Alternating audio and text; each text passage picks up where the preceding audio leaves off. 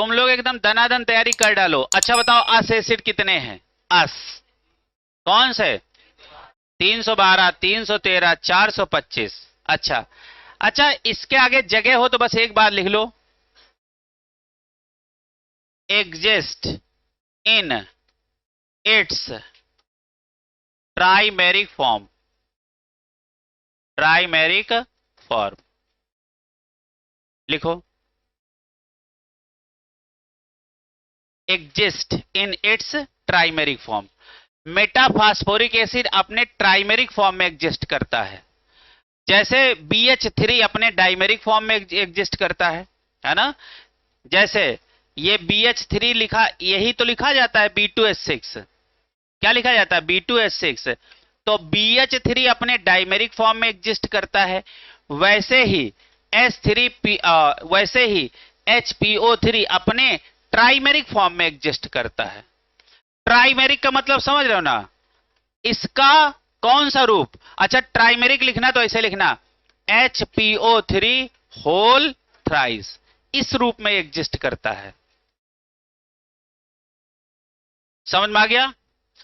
देखो, जितने बार मरिक उतना यहां लिखा होगा। डाइमेरिक यहां 2 लिखा होगा, 2 बार मरे डाइमेरिक, तो यहां 2 लिखा होता। ट्राइमेरिक 3, टेट्रामेरिक 4, पेंटामेरिक, हेक्सामेरिक 6 बार मेरिक वो यही होता है। क्लियर है?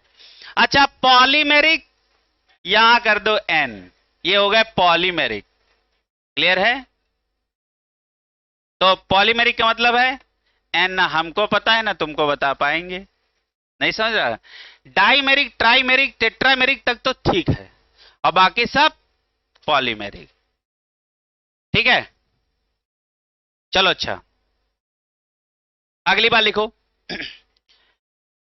हेडिंग डालो, बेसिसिटी ऑफ, हेडिंग डालो, बेसिसिटी ऑफ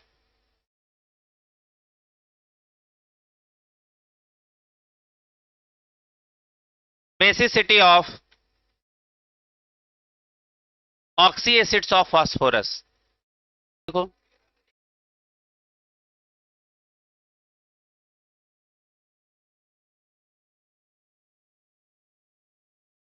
ये बात तो है।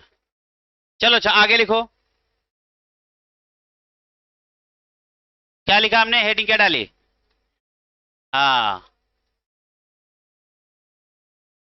Basicity of. अच्छा, बेसिसिटी को क्या लिखना? N से। क्या लिखा? बेसिसिटी, है ना? क्या लिखा? Basicity of oxy acids of phosphorus.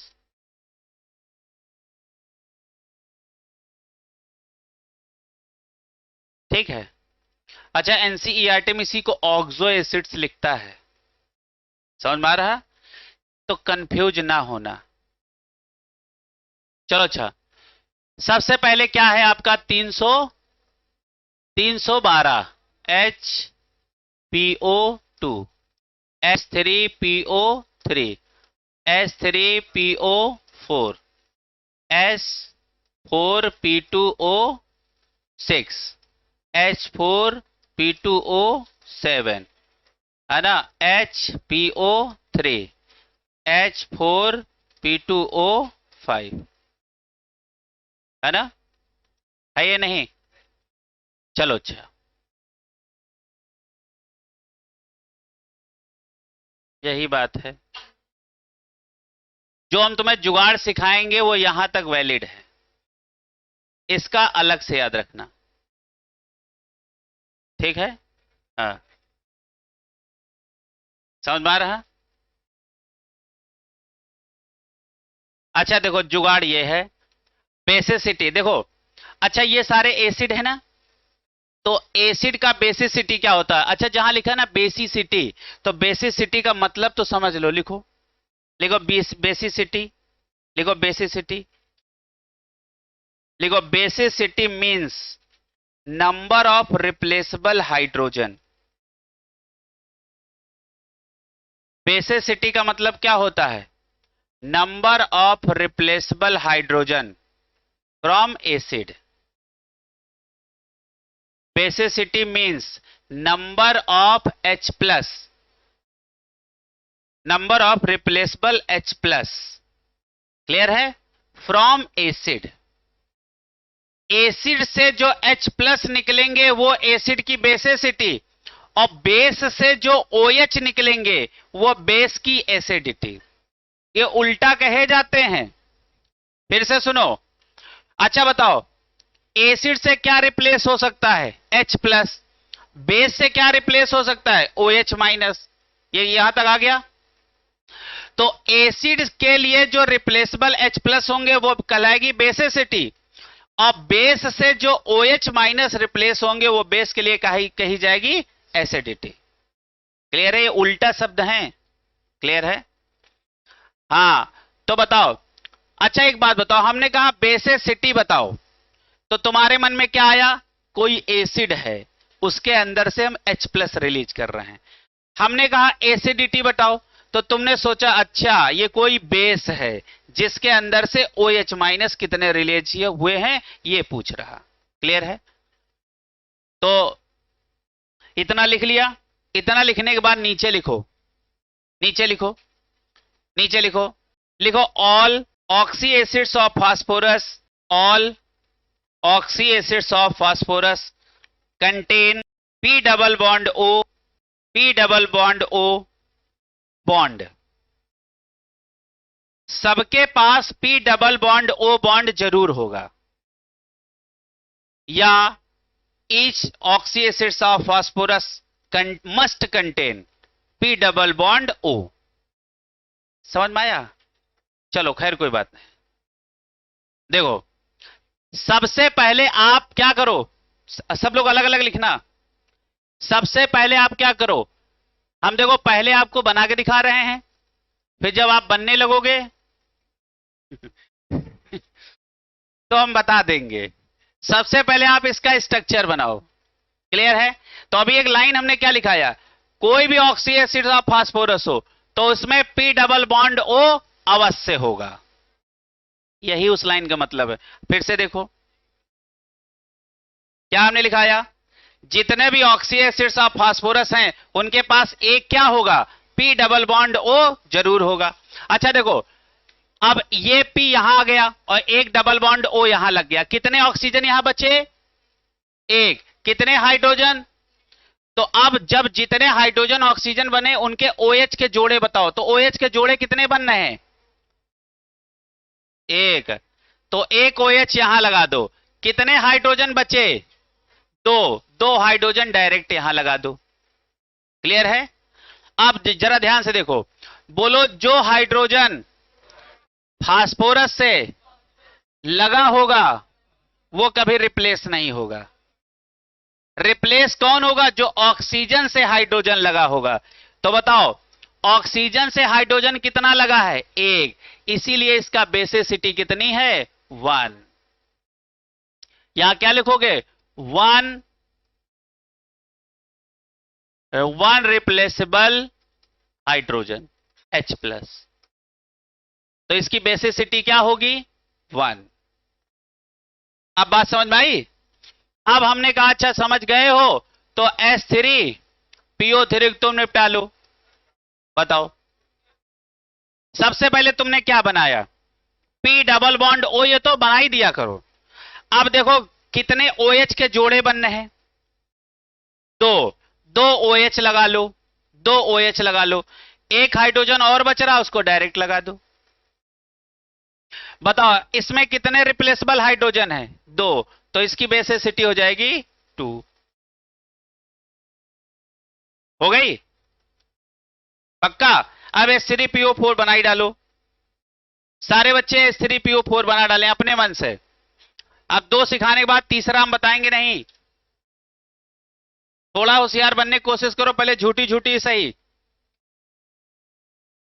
जहां गन्ना खेती ज्यादा होती है, जहां गन्ने खेती ज्यादा होती है वहां सियार ज्यादा होते हैं. यू नो सियार? हाँ. अब सियार धान हम क्या करेगा? नहीं समझ रहे हो? वहां धान हम पानी भरा है और क्या करेगा. और गन्ने खेत में क्या होता है, रहने का प्लेस अच्छा होता है, समझ रहे हो? और जब जैसे भूखा उखा होता है तो गन्ना भी है। नहीं समझ रहे हो? हाँ, गन्ना कट जाता है तो वो अपना, जानते हो, अपना आशियाना कहीं और दाहिने बाएं।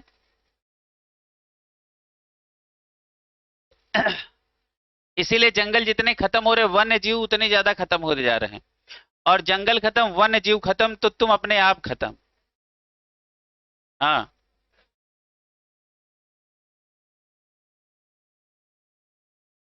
समझ रहे हो ना? ये जैसे इस तरीके से पेड़ पौधे कटते रहे तो कुछ दिन बाद, जैसे आजकल अब मैक्सिमम लोग पानी की बोतल लेके चलने ही लगे हैं, ऑक्सीजन सिलेंडरों लेके चलोगे।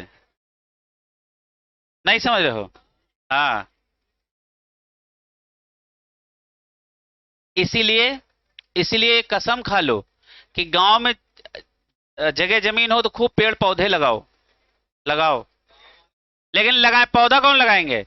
इतना बड़ा सवाल है, जो इतना बड़ा बना रहे। ये ऑक्सीजन के थोड़े देगा। पौधा लगाओ, जैसे नीम का पेड़ लगाओ, आम का पेड़ लगाओ, महुआ का पेड़ लगाओ। हाँ, पीपल लगाओ। पीपल कहाँ लगाओगे तुम? पीपल तो अपने काम भर का। अच्छा, पीपल के साथ देखो, जो देखो क्या होता है, मेरी बात सुनो, मेरी बात सुनो। जिस चीज को इंसान ना माने उसे भगवान से जोड़ दो। अच्छा, पीपल को भगवान से क्यों जोड़ा गया? क्योंकि पीपल दिन और रात दोनों टाइम ऑक्सीजन देता है। देता है। कहे यार ये पौधा बहुत अच्छा है, इसको कटना नहीं चाहिए, तो क्या करो, इसको भगवान से जोड़ दो। अब कोई नहीं काटेगा। समझ रहे हो? और तुमको हम सत्य बात बताएं, ये सत्यता है, तुम थोड़े दिन बाद फील करोगे। हम लोग धर्म में जोड़ के सिर्फ बेवकूफ बनाए जाते हैं और कुछ नहीं। समझ में आ रहा? धर्म से जोड़ के हमें सिर्फ बेवकूफ बनाया जाता है और कुछ नहीं। और हम ऐसे से गोल गोल उसी चक्कर में घुमा करते हैं। और जब तक हम जानते हैं तब तक हम 75 साल के हो गए होते हैं। अब जान के ही क्या कर लोगे? क्लियर है? सिर्फ धर्म में जोड़ के, सिर्फ साइकोलॉजिकल प्रेशर। सब साले आधे पागल हो जाते बेटा। हाँ, ऐसे लोगों तुम यही बोलते हैं। खूब मस्त रहो, दूसरों का बुरा ना करो। समझ लो जो कोई है, अरभु प्रभु जो कोई है, सब तुम पे खुश है। क्लियर है? तुम दूसरों का अनहित करोगे, समझ रहे हो, तो ऐसे लालटेन लिए टहलो। ए दारू वारू ना पियो, इतना फ्री नहीं है। तुमको एक बात बताऊं, जो ज्यादा भक्तिमय होता है, डिस्टर्ब वही होता है। साइकोलॉजिकल डॉक्टरों के पास जाओ, आधे पगलेट यही भक्ति वाले होते हैं, जो ज्यादा, समझ रहे हो ना? ये हम दोनों साइड की बात कर रहे हैं। जो ज्यादा धर्म से जुड़ा वो डिस्टर्ब होगा, क्योंकि उसको हर चीज में अच्छाई बुराई समझ में आने लगेगी। क्लियर है? तो इस बात को समझो। इसीलिए लिमिट से ज्यादा कोई चीज अच्छी नहीं होती, नहीं तो फिर समझ लो तुम्हारे लिए वो एक एमडी किए बैठा है। समझ रहे हो? ये हम वहीं का अध्ययन बता रहे हैं।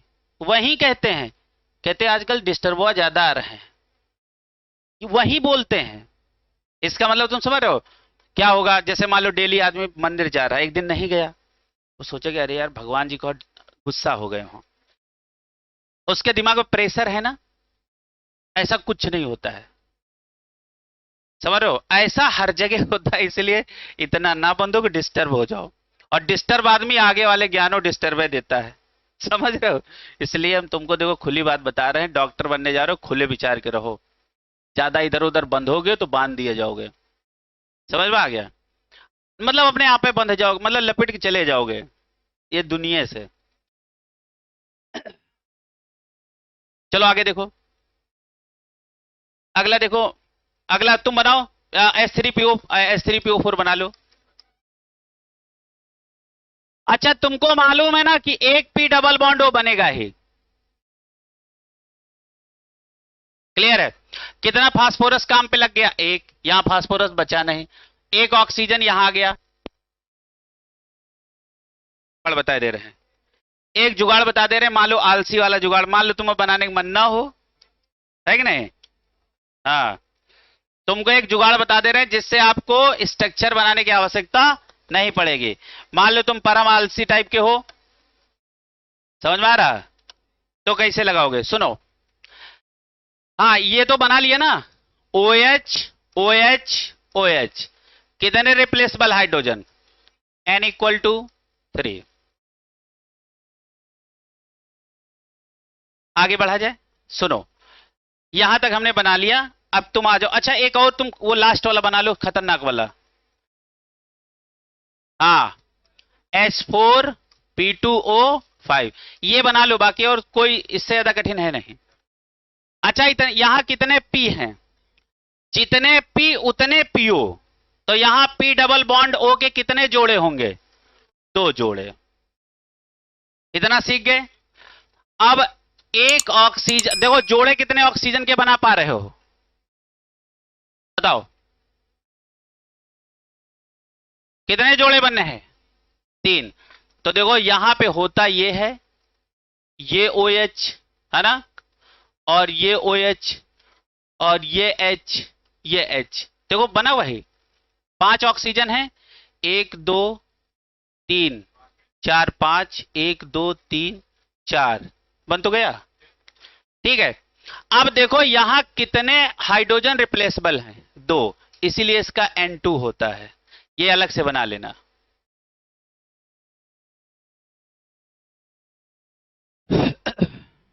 चलो आगे चलते हैं। हाँ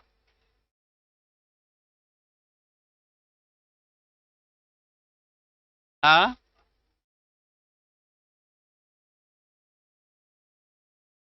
अरे फास्फोरस का मतलब हम एलिमेंट का नाम बता रहे हैं, फास्फोरस।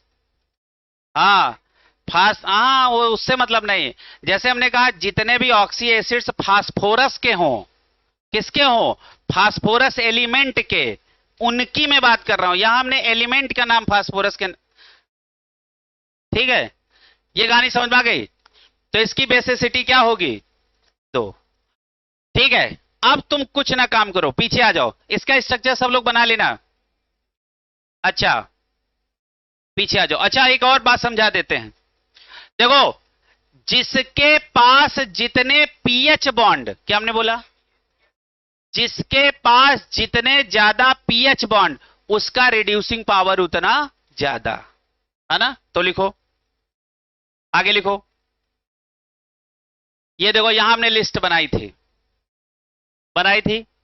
अच्छा बताओ, तुमको एक जुगाड़ सिखा रहे हैं, देखो तुम अब बहुत ध्यान से सुनो, एक ऑक्सीजन को छोड़ देना, क्या हमने बोला, एक ऑक्सीजन को छोड़ दो, और बाकी देखो OH के जोड़े कितने बनने हैं, उतना ही उसका बेसिसिटी होगा।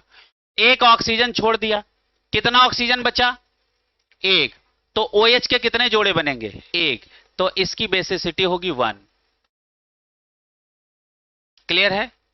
अच्छा एक ऑक्सीजन छोड़ दो, कितने OH के जोड़े बने, तो इसकी बेसिसिटी, अच्छा इसकी बेसिसिटी, इन दोनों की बेसिसिटी 4। नहीं समझे कैसे, एक ऑक्सीजन छोड़ दिए, एक ऑक्सीजन छोड़ दिए, OH के जोड़े कितने बनाओगे, 4 ही तो बनेंगे। एक ऑक्सीजन है ज्यादा तो हम क्या करें, OH के जोड़े तो 4 ही बनने हैं।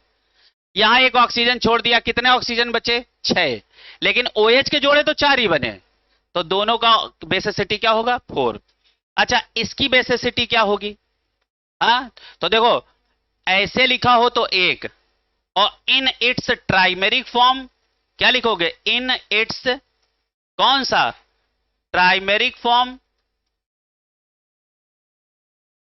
क्या हो जाएगी, क्या हो जाएंगे, 3।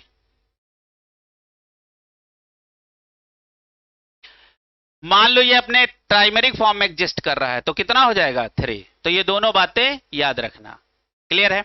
अच्छा इसको कैसे याद किए, देखो एक ऑक्सीजन छोड़ दिया, OH के कितने जोड़े बने, 1, तो इसकी बेसिसिटी क्या होगी, 1, लेकिन खास बात यह है कि ये अपने ट्राइमेरिक फॉर्म में एग्जिस्ट करता है, तो तब क्या हो जाएगा, 3। समझ में आ रहा।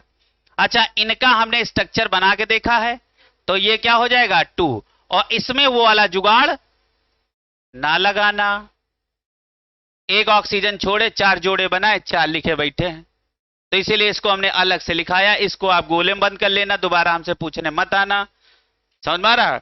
कि सर इसमें कैसे होगा, स्ट्रक्चर बना के हमने दिखाया है। ये समझ में आ गया? तो आलसियों वाला भी काम आ गया, स्ट्रक्चर बना के भी आ गया। अच्छा इतना ये देखो, जो यहां पढ़े ले रहे हो इसका फायदा तुम्हें कहां मिलेगा? पी ब्लॉक में। मतलब वो पी ब्लॉक की कहानी यही तुम पढ़े ले रहे हो। चलो अगला लिखो, अगला लिखो रिड्यूसिंग पावर, लिखो रिड्यूसिंग पावर, रिड्यूसिंग पावर, लिखो बेटा reducing power, reducing power directly proportional number of pH, ऐसे लिखना pH bond, number of pH bond. ठीक है, अब जरा यहां ध्यान से देखो आके, स्ट्रक्चर कहां बनाए थे? स्ट्रक्चर यहां बनाए थे। देखो इसके पास pH बॉन्ड कितने हैं? 2। इसके पास pH बॉन्ड कितना है? 1। और इसके बाद वाला जो बनाया हो उसके पास 0 pH बॉन्ड। कितने pH बॉन्ड? 0। क्लियर है? तो बताओ 312, 313, 314 में सबसे ज्यादा रिड्यूसिंग पावर किसकी होगी? 312 की। उसके बाद 313 और उसके बाद 314। तो 314 होता नॉन रिड्यूसिंग। क्लियर है? तो नीचे लिखो, एक सवाल लिखो, लिखो right decreasing order of reducing power of the following acids. Write decreasing order of, write decreasing order of, write decreasing order of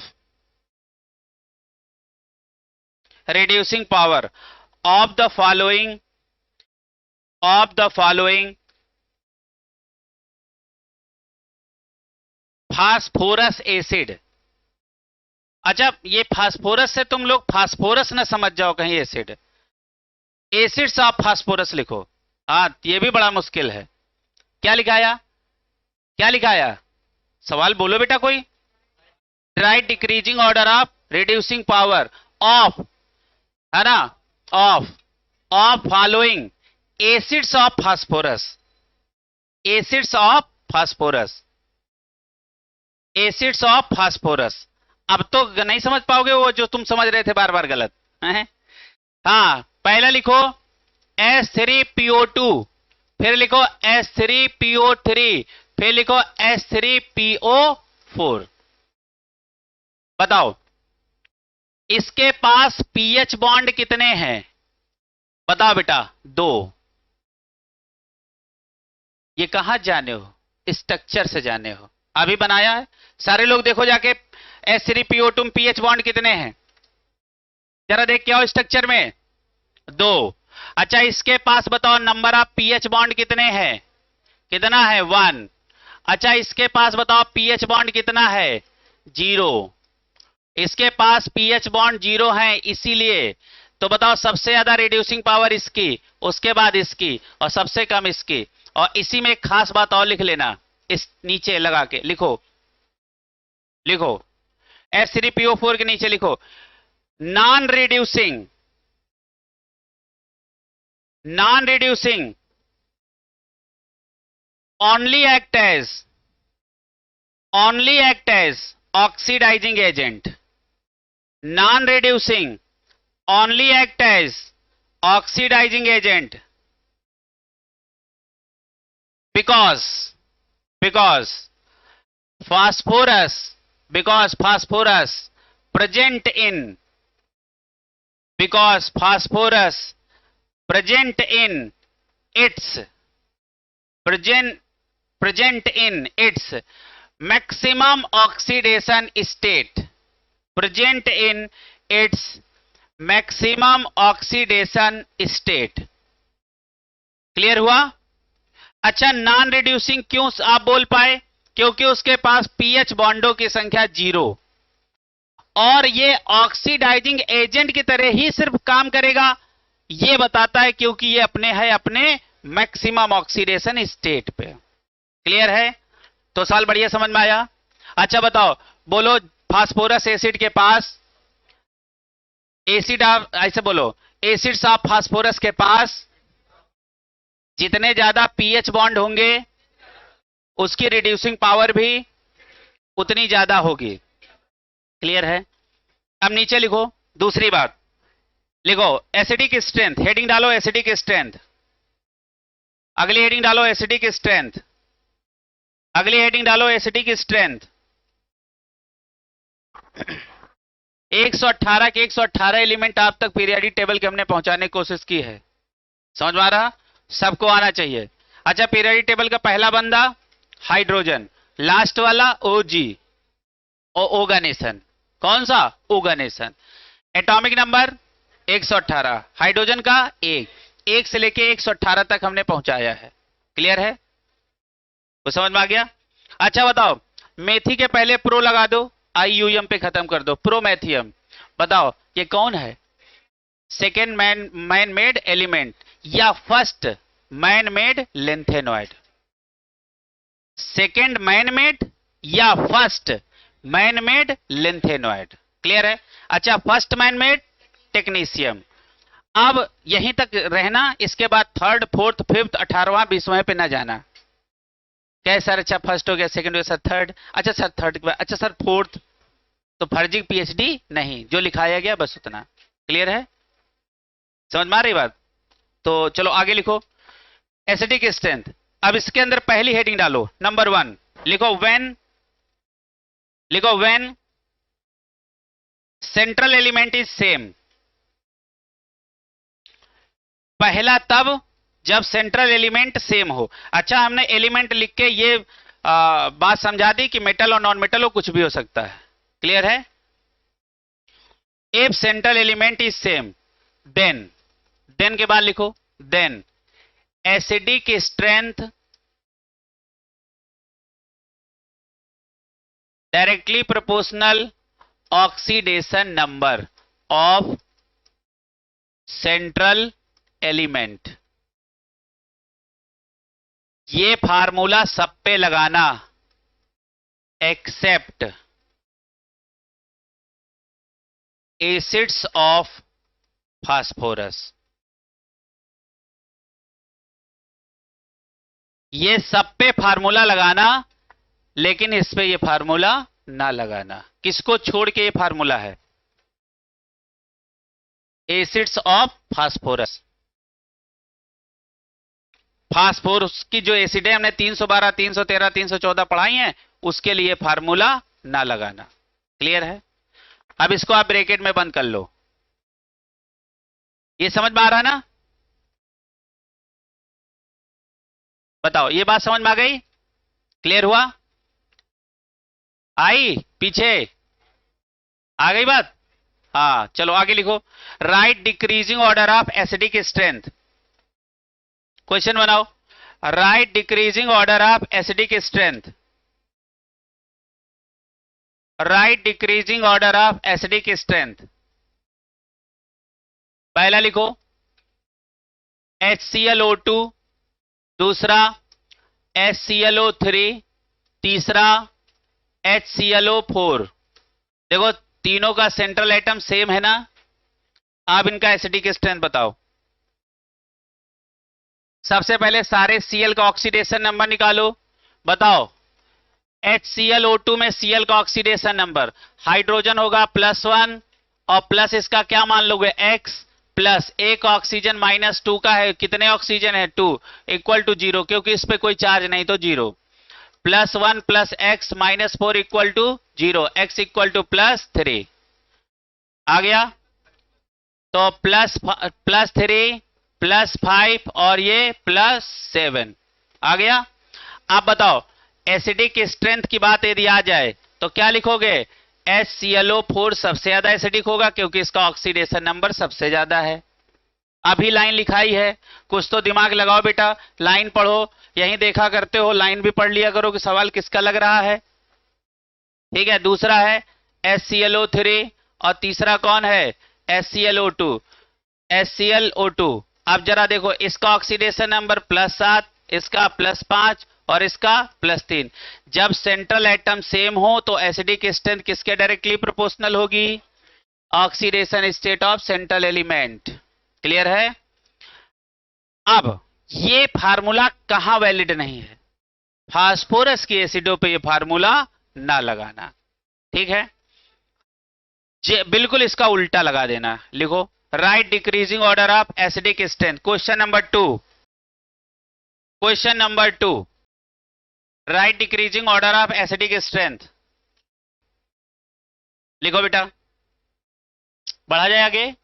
लिखो H3PO2, पहला लिखो H3PO2, दूसरा लिखो H3PO3, तीसरा लिखो H3PO4। ठीक है, पहला कौन सा है? H3PO2, दूसरा कौन सा है? H3PO2, H3PO3, तीसरा कौन है? H3PO4। क्लियर है? अब जरा ध्यान से देखो, सारे सेंट्रल मेटल सेम है कि नहीं? इसका ऑक्सीडेशन नंबर बताओ बेटा, बताओ बेटा। +3, +3 होगा, +1 होगा, +1, +3, +5। क्लियर है? सुनो, सबसे पहले हम अभी देखो, हम गलत वाला करने जा रहे हैं। सबसे पहले हम एसिडिक स्ट्रेंथ क्या लगाएंगे? सबसे लगाएंगे H3PO4, क्योंकि इसका +5 है। उसके बाद क्या लगाएंगे? H3PO3, ये +3 है।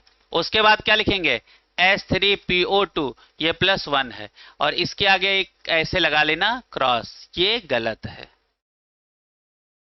ठीक है, ये क्या है? गलत है। आपको देखो लिखाया है एक्सेप्ट। ठीक है, अब कुछ ना करो, इसका जस्ट रिवर्स कर दो। H3PO2, उसके बाद H3PO3, और उसके बाद H3PO4। ये तरीका सही है। एक्सेप्ट करके लिखाया है बार बार। ठीक है, हमने आपसे गलती क्या होगी वो भी लिखवाया, लिखवा के कटवाया है। और गलती छिपाना नहीं, लिखो और काटो। उसको लिखते ही नहीं याद है गधा, जबकि वही गलती ही तुम्हारे सही सवाल तक पहुंचाती है। अगला लिखो, अगला लिखो। दूसरी हेडिंग डालो, लिखो when central element is different. दूसरी heading, when central element is different, then then then then के बाद लिखो, then acidic strength directly proportional electronegativity of central element.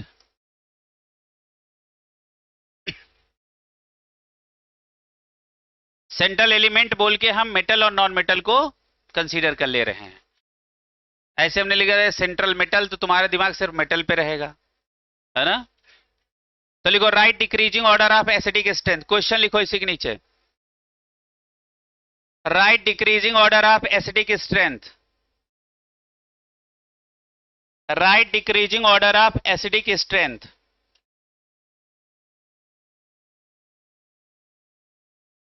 पहला लिखो, लिखो पहला लिखो HClO3, दूसरा HBrO3, तीसरा HiO3। देखो, सबके सेंट्रल मेटल क्या हैं?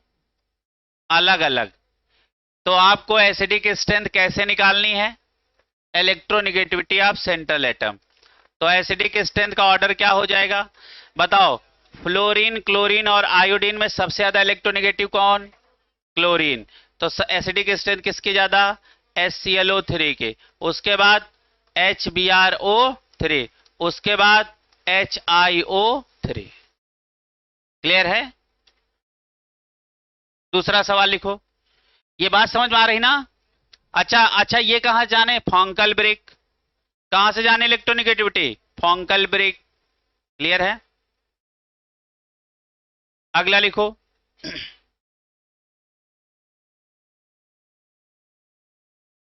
लिखो बेटा, अगला लिखो। Right decreasing order of acidic strength.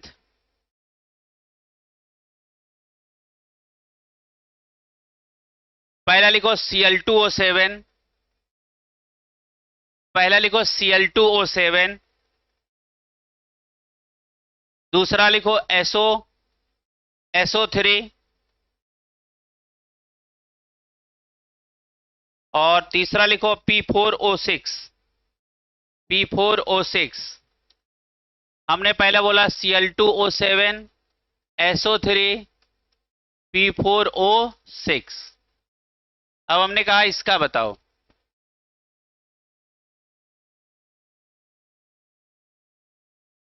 हाँ सुनो, मेरी बात सुनो।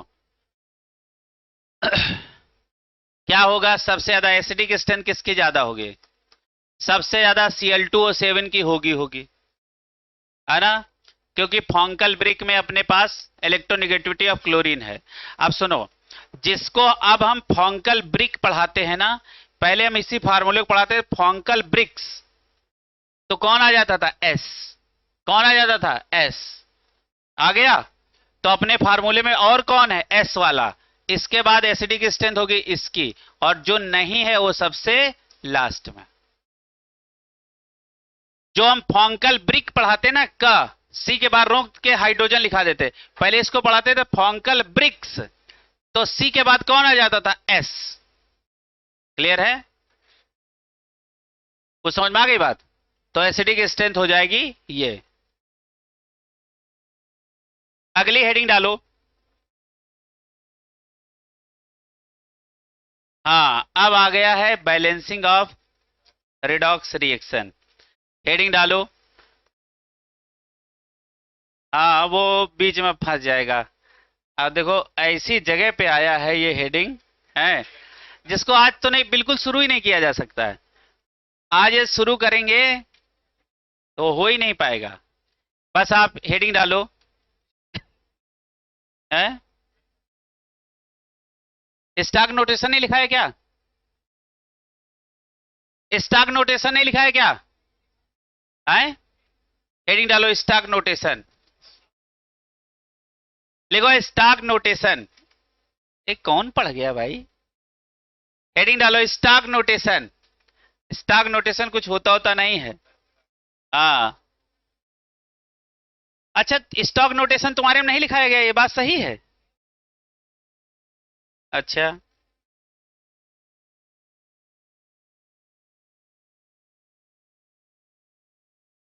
चलो, अच्छा, अगली हेडिंग डालो।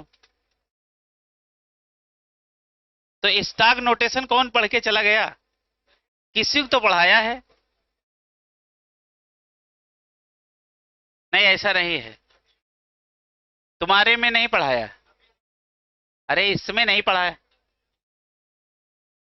हाँ, तो MWF तो फिर TTS वाले पढ़े होंगे, कोई पढ़ा है।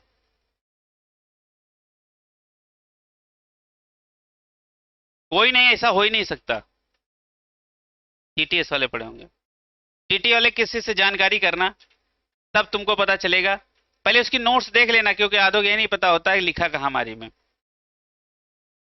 स्टॉक नोटेशन देखा जाए तो कुछ नहीं है। रोमन में दाहिने साइड ऑक्सीडेशन नंबर को लिख देना, इसी रिप्रेजेंटेशन का नाम होता है स्टॉक नोटेशन। तो लिखो बेटा, स्टॉक नोटेशन में लिखो, लिखो प्रेजेंटेशन ऑफ, लिखो presentation of oxidation. Stock size लिखो, STOCK, स्टॉक नोटेशन। ठीक है, लिखो presentation of oxidation number, presentation of oxidation number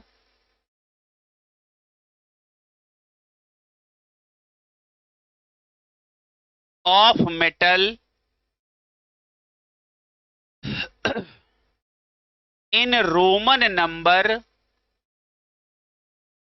in Roman number in bracket at right side of the metal, at right side of the metal is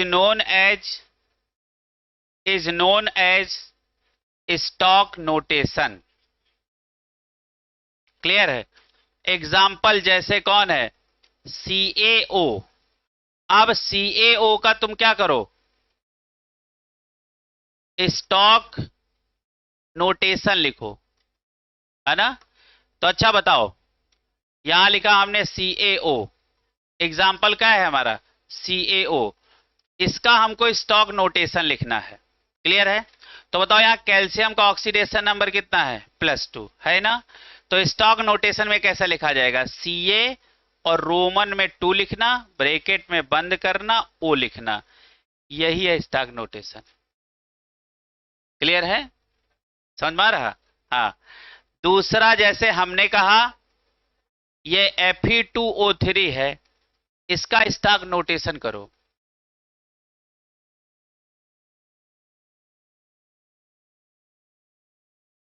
कैसे करोगे? इसका oxidation number बताओ कितना होगा? +3 होगा।